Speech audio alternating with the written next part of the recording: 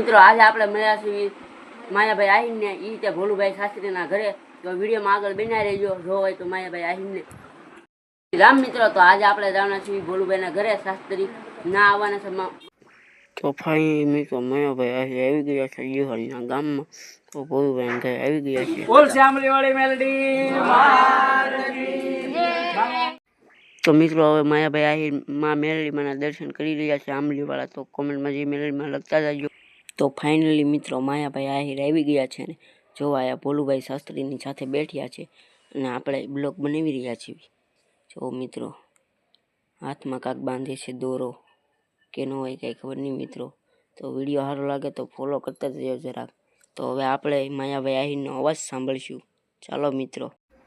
તો જો મિત્રો કેટલા બધા માણસો છે. હજી અડધા માણસો આવવાના તો બાકી છે, ખબર નથી એટલે મિત્રો.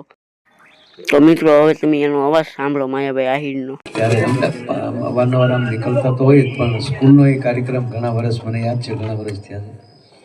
ને અહીંયા ભોલુ દાદા